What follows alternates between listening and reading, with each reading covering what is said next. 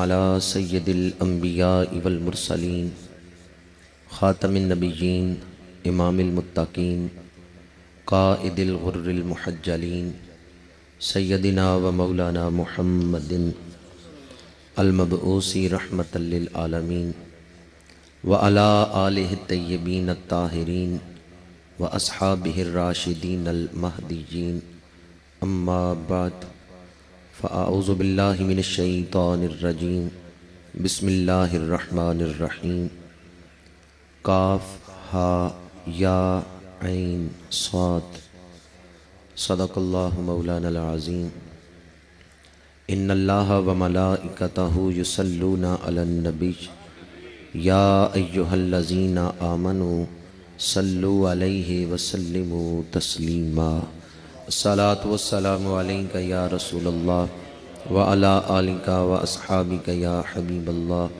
الصلاۃ والسلام علیک یا خطیب الانبیاء والمرسلین وعلی آلک واصحابک یا رحمۃ للعالمین۔ پاسبان آداب شریعت، دانائی رموز طریقت، حضرت قبلہ پیر سید خلیل الرحمن چشتی صاحب مد ظلہ، پیر طریقت زینت محفل قبلہ پیر مقصود احمد صاحب مد ظلہ، انتہائی قابل احترام ذویل احتشام علماء کرام، مہمانان گرامی، بالخصوص عاشق رسالت مآب محترم الحاج محمد اقبال گھمن صاحب، دیگر انتہائی قابل احترام مہمانان گرامی اور اس محفل نعت میں بیٹھنے والے خوش نصیب حاضرین و سامعین، اللہ رب العزت کا شکر ہے جس نے ہمیں آج اس انتہائی روح پرور، ایمان افروز، تقدس مآب محفل میں حاضری کی توفیق عطا فرمائی ہے۔ یہ تو لگ ہی نہیں رہا کہ ایک گاؤں میں ہم کولو وال میں بیٹھے ہوئے ہیں، بلکہ روحانیت کا ایسا سماں ہے، یوں محسوس ہو رہا ہے کہ گنبد خضرا کے سامنے بیٹھے ہوئے ہیں۔ غم مصطفیٰ جس کے سینے میں ہے، کہیں بھی رہے وہ مدینے میں ہے، حضور اپنی محفل میں ہیں، جلوہ گر سمجھ لو یہ محفل مدینے میں ہے۔ محفل اس چیز کا نام نہیں کہ باہر ہزاروں لوگوں کا اجتماع ہو، بلکہ محفل اس وقت محفل بنتی ہے جب دل میں محفل لگی ہوئی ہو، جب اندر محفل لگی ہوئی ہو۔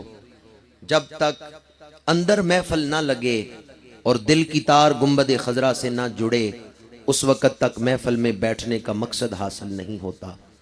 بڑی خوبصورت محفل کا اہتمام ہے، انتہائی عالی شان انتظام ہے، اور روح پرور کیف آفرین گھڑیاں ہیں جو اس وقت میں اور آپ گزار رہے ہیں۔ اس عظیم الشان محفل کے اہتمام پر میں حاجی میاں سرور علوی صاحب کو خراج تحسین پیش کرتا ہوں، جنہوں نے اس قدر عظیم الشان محفل کا اہتمام کیا ہے اور عمرے کے 5 ٹکٹوں کا اہتمام کیا ہے۔ یقیناً آپ میں اس وقت وہ 5 خوش نصیب موجود ہیں جو مسافر مدینہ بننے والے ہیں۔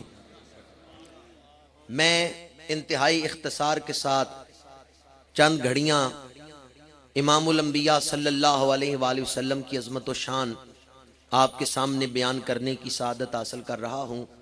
دعا ہے اللہ تعالیٰ محبت سے بیان کرنے اور محبت سے سننے کی توفیق عطا فرمائے۔ قرآن مجید فرقان حمید کی سورہ مریم پہلی آیت مبارکہ حروف مقطعات تلاوت کرنے کا شرف حاصل کیا ہے۔ کاف ہا یا عین صاد۔ قرآن مجید میں 2 قسم کے حروف ہیں، بعض ایسے جو ملا کے پڑھے جاتے ہیں، الحمدللہ رب العالمین، ایک حرف کو دوسرے سے جوڑ کر کے پڑھا گیا۔ دوسری قسم کے حروف ہیں جو توڑ کے پڑھے جاتے ہیں، قطع کر کے پڑھے جاتے ہیں، الف لام میم، یہاں جوڑ نہیں کیا گیا، یہ علیحدہ علیحدہ کر کے قطع کر کے حروف پڑھے گئے، انہیں حروف مقطعات کہتے ہیں۔ حروف مقطعات کے حوالے سے عقیدہ یہ ہے کہ حقیقی معنی یا خدا جانتا ہے یا مصطفیٰ جانتے ہیں۔ علماء اصول تفسیر میں امام شاہ ولی اللہ محدث دہلوی نے بیان کی ہے کہ جس کا تعلق حضور کے سینہ علم نشرہ سے جڑ جائے، جسے سینہ علم نشرہ سے فیض ملے، اسے حضور ان حروف کے معانی عطا فرما دیتے ہیں۔ امام عبد الوہاب شارانی نے کاف ہا یا عین صاد کے معانی بیان کیے ہیں۔ فرماتے ہیں کاف سے مراد ہے کن، ہا حرف خطاب ہے، یا حرف ندا ہے، عین سے مراد ہے عبداللہ، اور صاد سے مراد ہے سورتن۔ 5 حرفوں سے 5 لفظ بنے اور 5 لفظوں سے ایک جملہ بنا۔ وہ جملہ کیا ہے؟ اللہ تعالیٰ جب حضور کا وجود بنا رہا تھا، وہ وجود جو 12 ربیع الاول کی صبح حضرت آمنہ کی گود میں آیا ہے، وہ وجود جس کا ظہور 12 ربیع الاول کی صبح ہوا ہے، اللہ تعالیٰ جب حضور کا وہ نورانی وجود بنا رہا تھا تو فرما رہا تھا کاف ہا یا عین صاد کن ہا یا عبداللہ سورتین یتجملو بے جمال اللہ۔ اے پیارے مصطفیٰ، ایسی صورت بن جاؤ لوگ دیکھتے تجھے جائیں، مانتے مجھے جائیں۔ محبوب ایسی صورت بن جاؤ کہ چہرہ تمہارا ہو، نشان ہمارا ہو، صورت تیری ہو، دلیل میری ہو۔ میری ساری تمہید کو تاجدار گولڑا نے ایک مصرے میں سمو دیا ہے، دسے صورت راہ بے صورت دا، توبہ راہ کے عین حقیقت دا، پر کم نہیں بے سوجت دا، کوئی ورلیاں موتی لے تریاں۔ کن ہا یا عبداللہ صورتین یتجملو بے جمال اللہ۔ محبوب ایسی صورت بن جاؤ لوگ دیکھتے تجھے جائیں، مانتے۔ جناب حسن رضا خان بریلوی نے اسی لیے کہا دیکھنے والے تو کہا کرتے ہیں اللہ اللہ، یاد آتا ہے خدا دیکھ کے صورت تیری، یاد آتا ہے خدا دیکھ کے۔ ذرا حضور کے چہرہ اقدس کا تصور کر کے کہہ دیں اس صورت نو میں جان آقا، اس صورت نو میں جان سے پیار ہے یا حضور سے پیار ہے؟ پتہ نہیں کون سی رات زیارت کی رات بن جائے، ادھر آپ حضور علیہ السلام کا ذکر کر رہے ہوں، ادھر حضور پردے ہٹا دیں، اپنا دیدار عطا فرما دیں۔ شاید آج کی رات ہی زیارت کی رات بن جائے۔ دسے صورت راہ بے صورت دا۔ اعلیٰ حضرت نے بھی کاف ہا یا عین صاد کا یہی ترجمہ لکھا ہے، کاف گیسو ہا دہن یا ابرو آنکھیں عین صاد، کاف ہا یا عین صاد ان کا ہے چہرہ نور کا۔ اعلیٰ حضرت نے بھی کاف ہا یا عین صاد کا یہی ترجمہ ہدایت کے بخشش میں کیا، اور تاجدار گولڑا نے اس کو یوں بیان کیا دسے صورت راہ بے صورت دا۔ حضور کی صورت نہ ہوتی تو قرآن میں بددعا کی صورت ہوتی؟ سارے نہیں بولے۔ حضور کی صورت نہ ہوتی تو قرآن میں بددعا کی صورت ہوتی؟ حضور کی صورت نہ ہوتی تو قرآن میں علم نشرہ کی صورت ہوتی؟ حضور کی صورت نہ ہوتی تو قرآن میں یاسین کی صورت ہوتی؟ حضور کی صورت نہ ہوتی تو قرآن کی 114 صورتوں میں سے کوئی صورت نہ ہوتی۔ حضور کی صورت نہ ہوتی تو 14 طبق کی صورت نہ ہوتی۔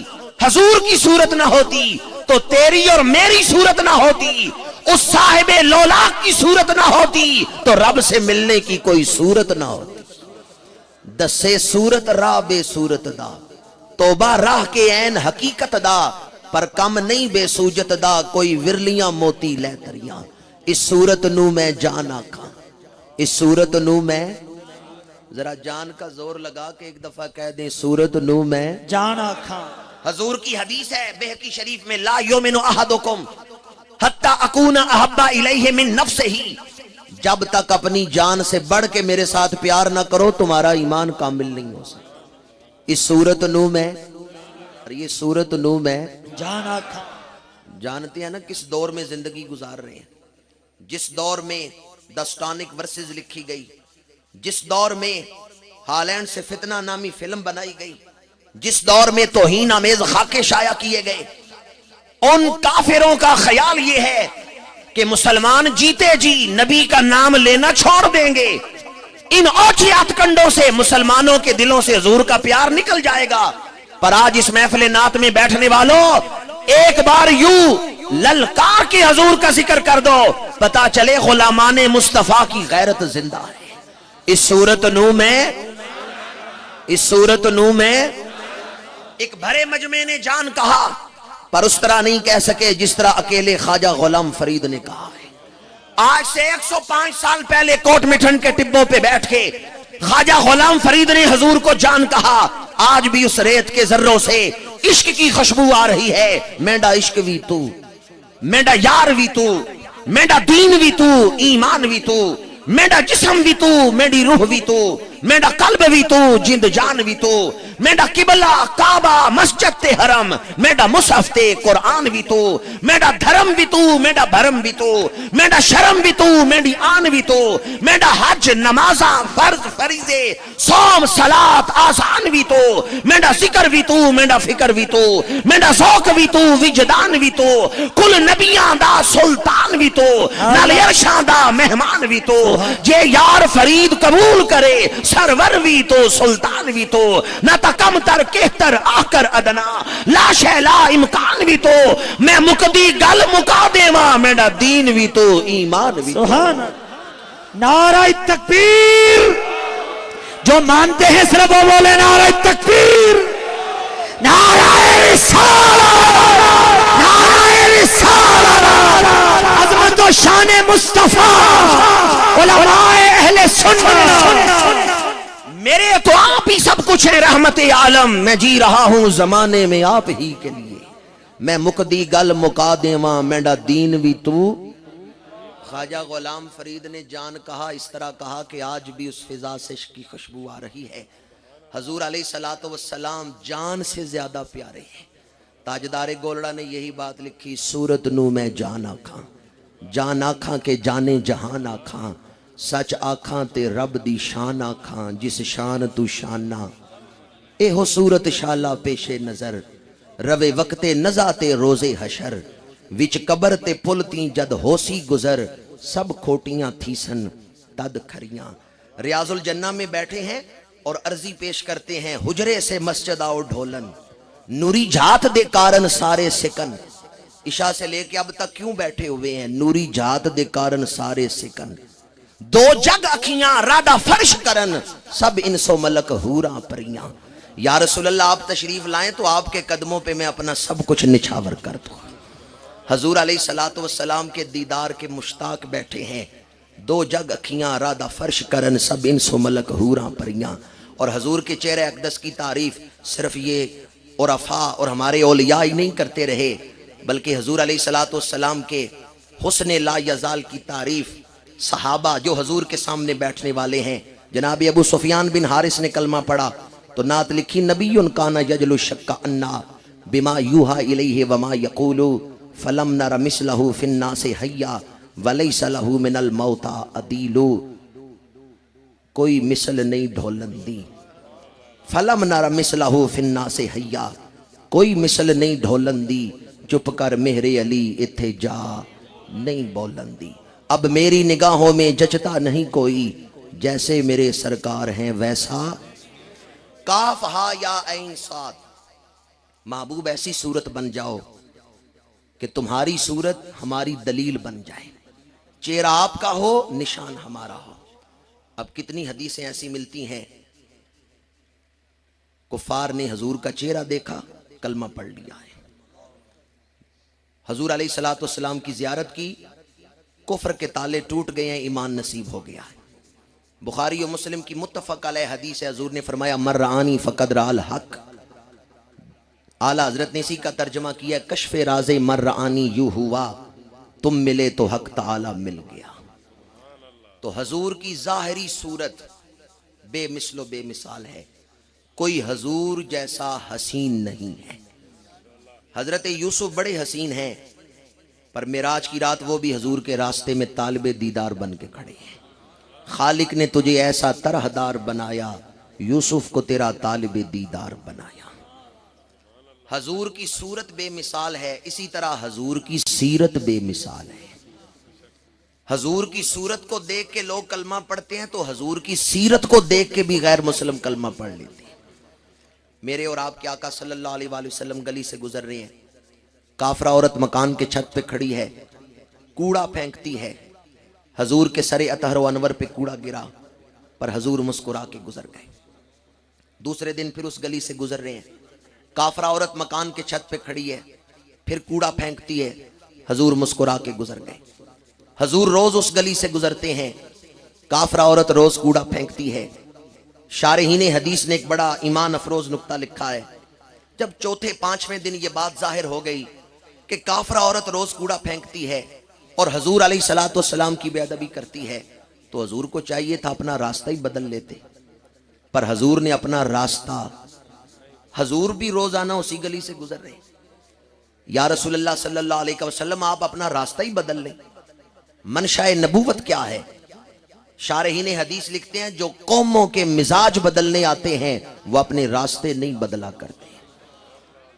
दुनिया में सबसे मुश्किल काम किसी का अंदर बदलना है, किसी का मिजाज बदलना है।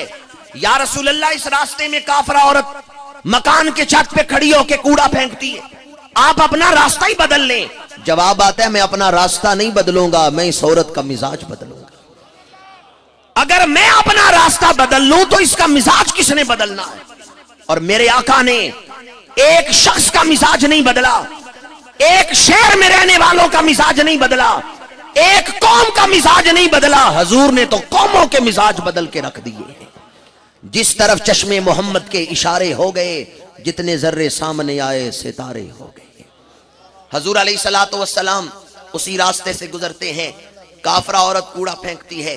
एक रोज हजूर गुजरे, काफरा औरत ने कूड़ा नहीं फेंका, हजूर रुक गए, दरवाजे पे दस्तक दी, साहिब खाना ने दरवाजा खोला, फरमाया वो औरत जो रोज कूड़ा फेंकती थी, आज उसने कूड़ा नहीं फेंका।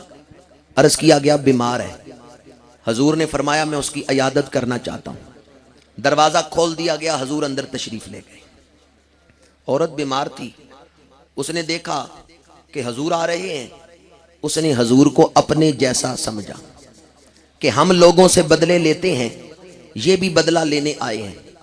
उसने हजूर को अपने जैसा समझा, पर हजूर कुछ देर तशरीफ फरमा हुए, इयादत की, इयादत करके उठ के जाने लगे। काफला औरत सोचती है, मेरा ख्याल था बदला लेने आए हैं, ये तो इयादत करके जा रहे हैं, रह न सकी। पूछती है क्यों आए थे? फरमाया तेरी इयादत करने। कहती है बदला लेने नहीं आए।